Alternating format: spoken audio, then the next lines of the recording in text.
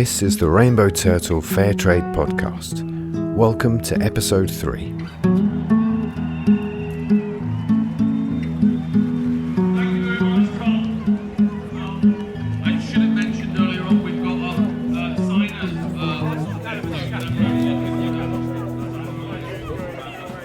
We begin this time in a cold, wet and blowy Edinburgh, where we joined thousands of others back in November for Scotland's Climate March.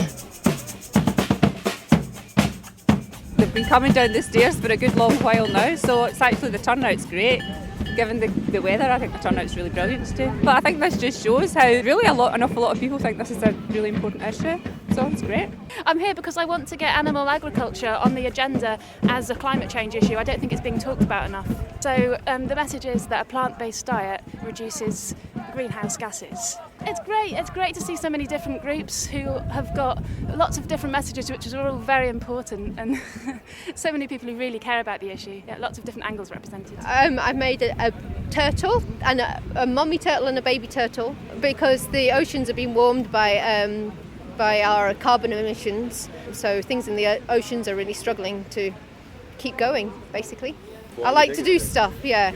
I can't just sit around and go, oh no, this is rubbish. I have to just get on and do things. So I've been worried about it for a long time, for about 25 years. I've thought this isn't good, and didn't know what to do then, so got quite depressed about it, and now I'm just full of action.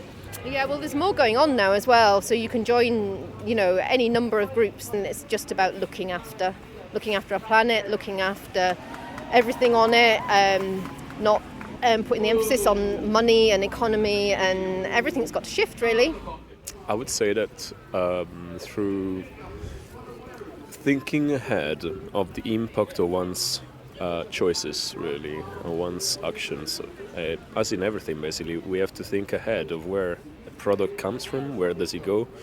The more we fund corporations, the less environmentally friendly it is. For social purposes, for environmental purposes, it's both, really. It cannot sustain, it cannot be sustainable, because the corporations aim to profits, really. They don't care about how well they're doing to us. So if I go for a local business or for a small business, local and small business, we are more likely to support an economy which is more sustainable, because corporations can control governments. So it's all connected in the end. Whatever we choose, whatever we do, every day. I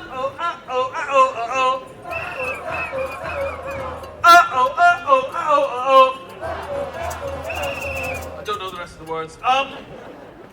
Proving how pan-political... We'll be back outside in the cold shortly, but let's nip inside to the One World shop.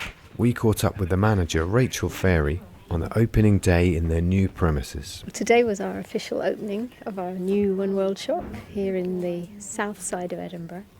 So we had the Lord Provost came to open it, Donald Wilson, who's a really long-term supporter of fair trade, which is great. He's chair of our Edinburgh Fair Trade City Group. We also had Sarah Boyack, a member of the Scottish Parliament, who's also a real advocate for fair trade, so she spoke. And then we went upstairs to our terrace garden, and the Lord Provost planted a lovely apple tree, because it's the same day as Scotland's Climate March, and we really want to make the link between fair trade and the environment. It came home to me a couple of years ago when we had Tommy, who runs the Small Farmers Association in Kerala. He's a cashew nut farmer, and he said, look, you guys, you are really forcing us as small farmers to lose our biodiversity and go into monoculture. What you don't understand is you are ruining our environment, which ruins your environment. We're all one.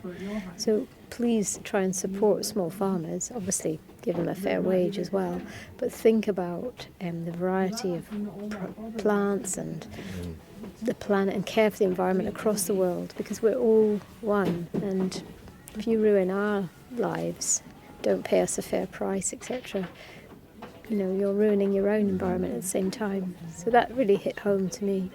Rachel then gave me a tour of the brand new shop. Well, in the shop we've tried to make different departments. So this is our interiors department. We have some lovely duvet covers, some quilts, but also moving into sort of kitchen ceramic drawers, bowls, pots, recycled glasses, aluminium dishes, pottery dishes. So this is really to try and make people think about their fair trade home, rugs and cushions as well. Then round here we've got our toy area. We've got some great dolls from Sri Lanka and painted alphabet letters.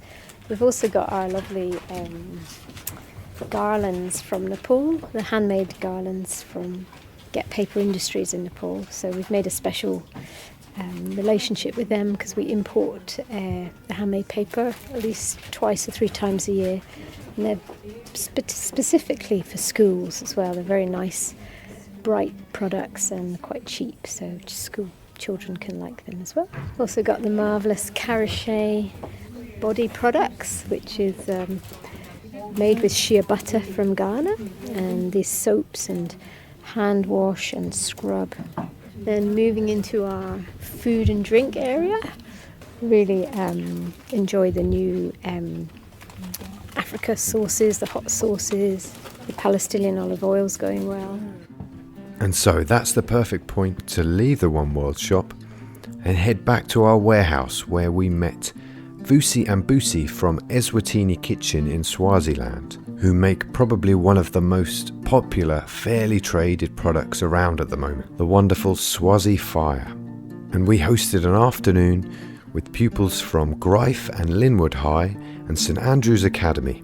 Eswatini Kitchen started in 1991 and was established to help support Manzini youth care. Let's find out more. First of all, from Vusi. Good afternoon, ladies and gentlemen. My name is Vusi Nkambule.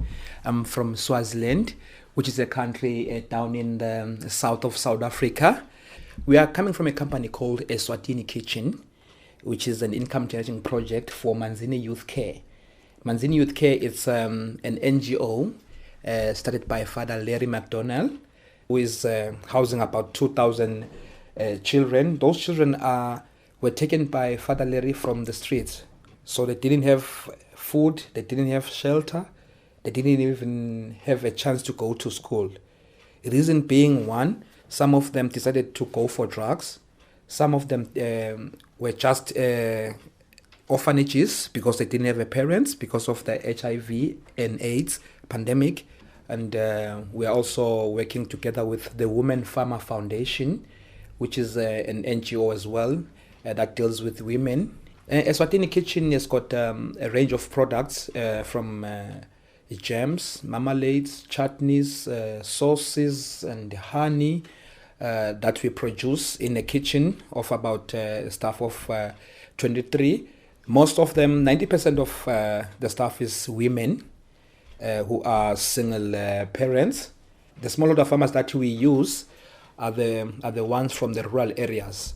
So what we normally do is we empower them, like we train them on how to do the crops. Once they produce, we then buy the produce from them.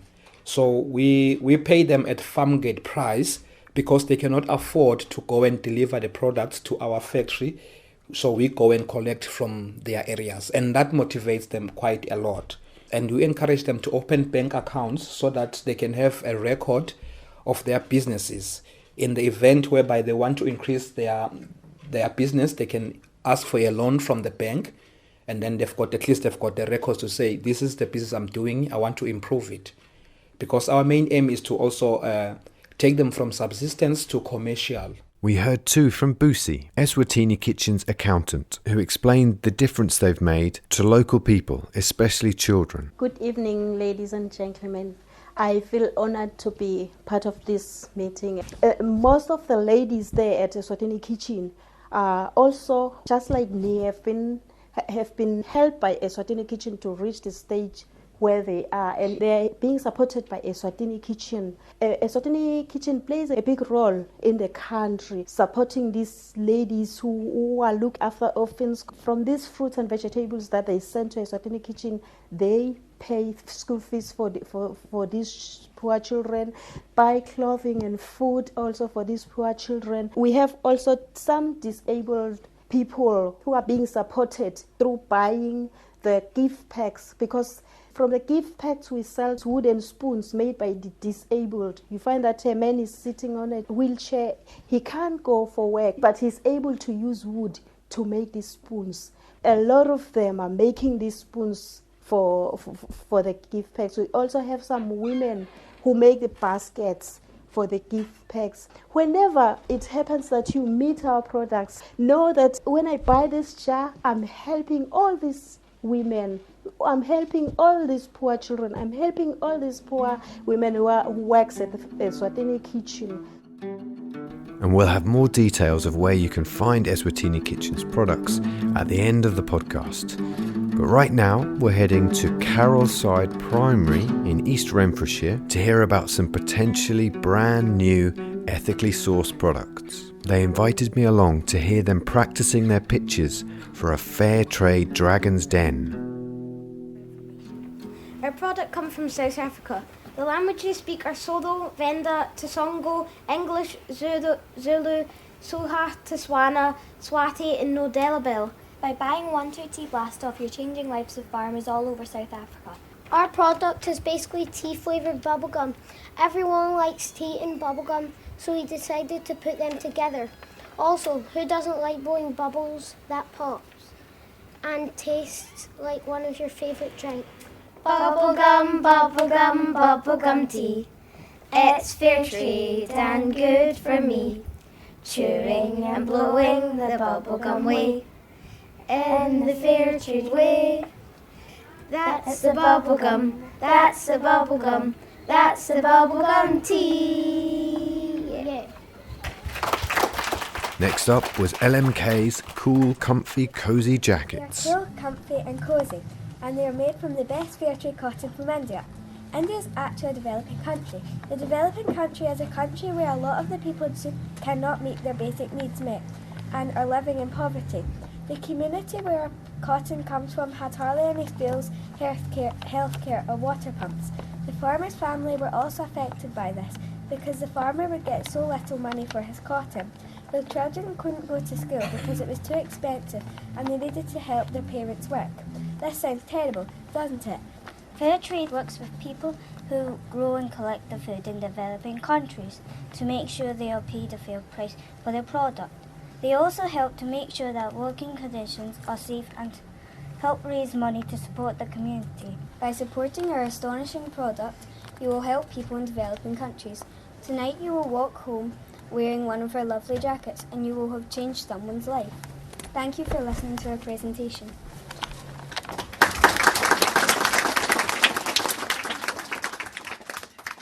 Right, gloves on again.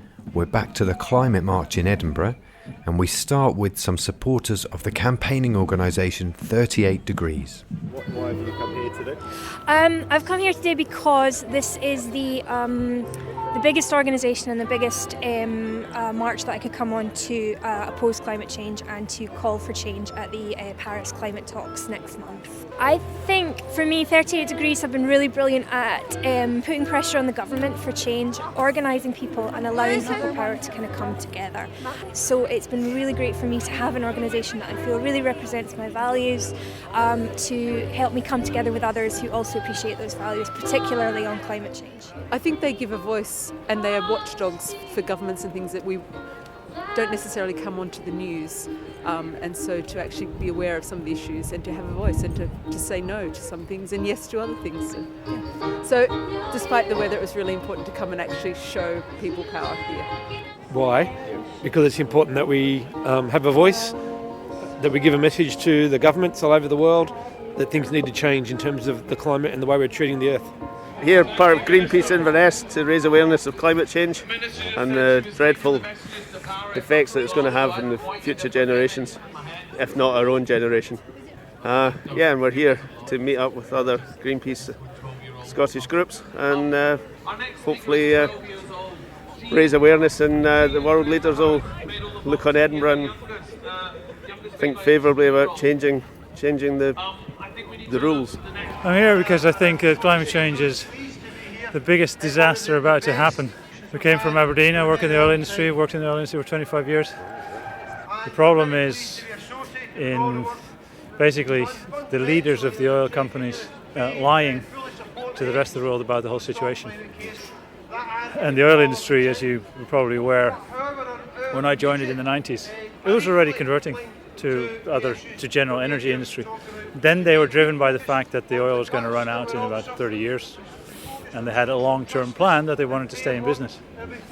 And what changed since then is that they decided that they'd lie about it instead because that was cheaper than actually converting. It's the current situation that is the problem. There's too many vested interests in environment-destroying issues. And there's no reason for that, absolutely no reason for that. If you'd specify to an oil company, say, okay, you can produce oil, but you're not allowed to let it emit any carbon, they do it. You'd find an answer for it. But no, they don't do that. They say, oh, you can make loads of money and you don't have to look after your rubbish. Well, that's what's going to happen. That's what governments are for. Governments are there to set regulations, and then the corporations stick to the rules, and within those rules, do what they can. And if they destroy stuff, then the government should change the regulations again, because the government is there to protect the people. It's not there to protect the corporations. What we're looking at is if we start changing within the next 3 or 4 years, then we're too late. And that means that you set things in motion with climate change, which you can't stop anymore, no matter how you change your behavior.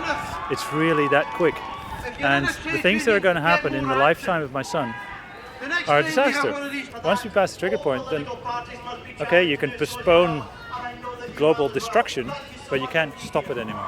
Right now, we can stop it. And I think we should.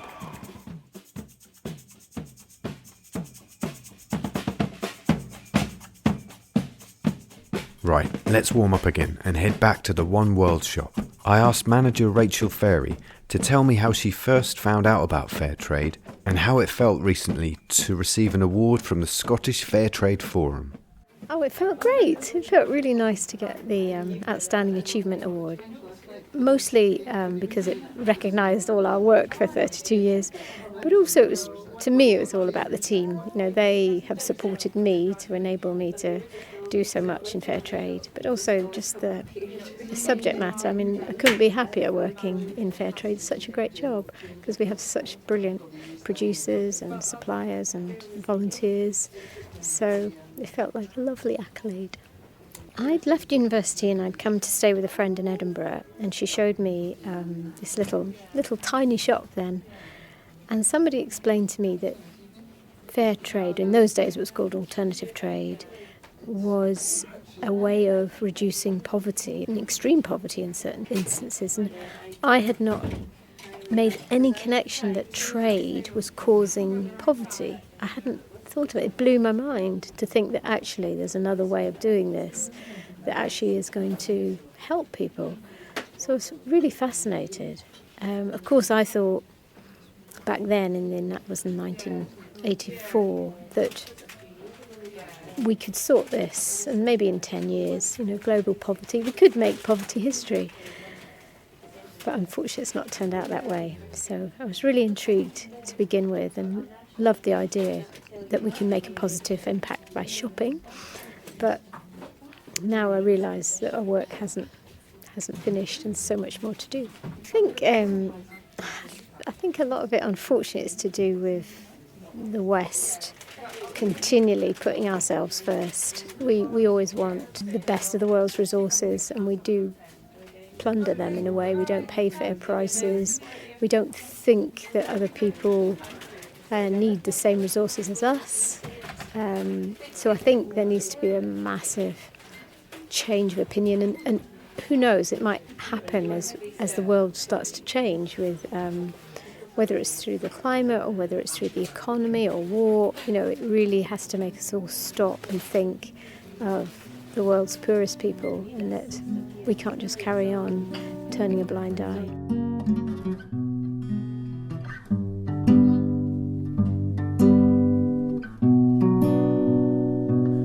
Let's go back to Vusi and Busi of Eswatini Kitchen, plus the pupils of Gryffe, Linwood and St Andrew's Academy. My name's Emma. I wanted to know, how did you personally get involved with the Eswatini Kitchen? All right, thank you. That's a good question. I was working for a company called World Vision Swaziland, and My love at heart, my passion, in fact, is working with people in the rural areas. And then I was asked by Father Larry MacDonald to come and help him on this project. And then he offered me some money, which was far less than what I was getting whilst I was still working. But I agreed because I've got the love at heart for this job. I'm Anthony. How big of an impact was working at Eswatini Kitchen had on your life? Hey, it's I can't even explain about this one. Yes, I found it so like a home. I find it so important because in such a way that I take my directors as my parents, you know, because any improvement that had happened in my life, it's through them. And my children, my firstborn has finished school and has started at a university. My secondborn finished was writing her Form 5 in November. So next year she'll be preparing for going to the university. My last born is doing Form 2. It's true, Eswatini Kitchen. So really, I value it so much. I'm grateful to be there, you know. And I would be so much happy to see it in improving. Selling about 50 containers in each year, you know. Even more than that, I'll be so much happy. My name's Eve. What is the trading relationship like with Swaziland and South Africa? The trading relationship with Swaziland and South Africa is okay, but we are, as a Eswatini Kitchen, because we are dealing with fair trade stuff, we are having a problem with competing with other products in South Africa that are coming from countries like China, which are not the same as ours. And you find that now, because of the mass volumes that they are doing in China, their prices are lower. So now we cannot compete with the China prices in South Africa. How is the climate change affecting your company and other farmers? Thank you so much. The climate changes has affected the country big time. There's one lady who is doing vegetables. She had planted about 3,000 peppers, 5,000 maize, and I think about 2,500 of tomatoes. They all couldn't survive due to the climate change. So she didn't have water, and it was very, very hot. And by the time I left my country, there was still no rain. But fortunately, I've been informed today that there was some rain. We need assistance in terms of helping those that has been affected by the climatic change because of the drought. Because some of them, we find that they had borrowed some money from their different institutions, like the associations. You find that they gave them loan that they're going to plant, and then once they sell to Eswatini Kitchen, they'll be able to repay the money. So they didn't even have insurance on that. So now it's going to be a problem for them to plant. So we need assistance on that so that they can go back to where they were before. You were saying that you employ a lot of women in your business. Was this a deliberate decision to address equality within Swaziland? It was just a decision made by the founder.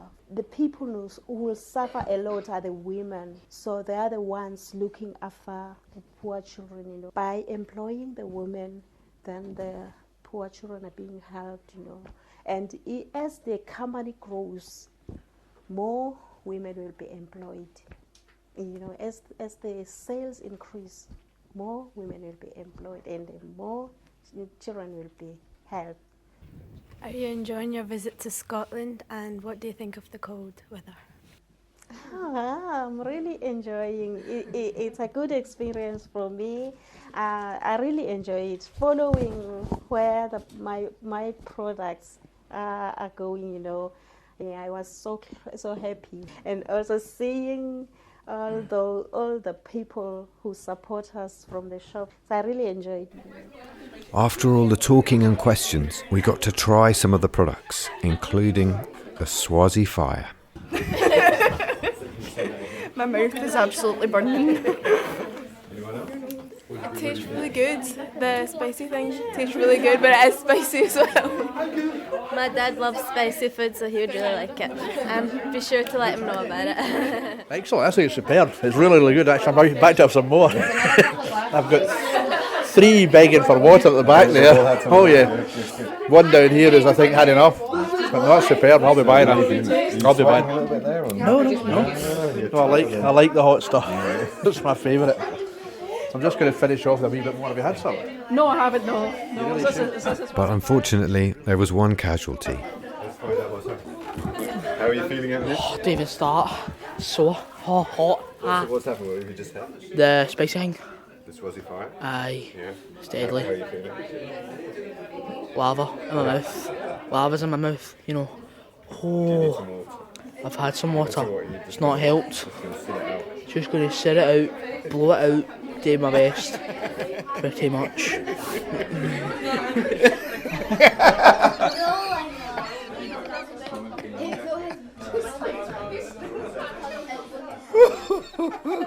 That's his joke. Yeah. The magic oars are here to give them soon. Let's leave the fire and head back to Carolside Primary and the Uganda, Dragon's They Den. change colours too, especially for you. Dun dun dun dun dun dun dun dun dun dun dun dun.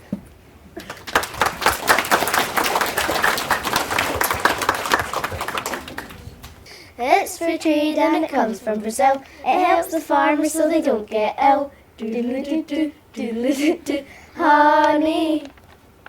It's called Delicious and it comes from the bees. Buy it now because it'll help our company.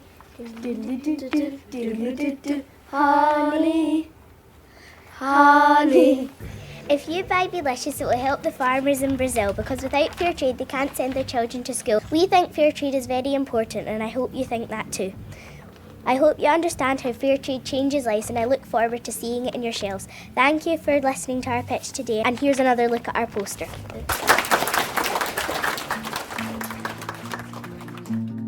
And that's the end of episode 3. You can find more information about everybody featured in the podcast by going to our website, rainbowturtle.org.uk. You'll find a video of Eswatini Kitchen in action, and you can even order some of their products in our online shop. So that leaves me to thank everyone I spoke to at the Scottish Climate March. If you'd like to find out more about climate change and what you can do about it, visit aberdeenclimateaction.org. Also, a huge thank you to Busi Majola and Vusi and Kambule from Eswatini Kitchen, as well as all the staff and pupils from Carolside Primary, Gryffe High, Linwood High and St Andrew's Academy. Thanks as ever to local musician Clark Mooney, also to Wade from JTS, to Rachel Farey at the One World Shop in Edinburgh, and most of all to you for listening. If you'd like to get involved in the work we do, we've got loads coming up in 2016, including Fair Trade Fortnight, producer visit, and a series of events called Common Threads, looking at fast fashion, slave labour, and Paisley's local history. Go to our website to find out more, and follow us on Twitter and Facebook to keep up to date. From all of us at Rainbow Turtle, have a very happy Christmas and a wonderful 2016. Rainbow Turtle, putting in the day's dag to make rich trade a scoosh for everybody.